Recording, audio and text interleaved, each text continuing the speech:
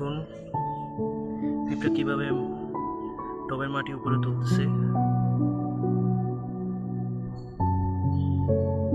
কি নিখুঁতভাবে সাজাইছে। কালকে এই টবটা ফ্ল্যাট ছিল, আজকে হঠাৎ দেখি এরকম অবস্থা, তো ভাবলাম ভিডিওটা করে নেই।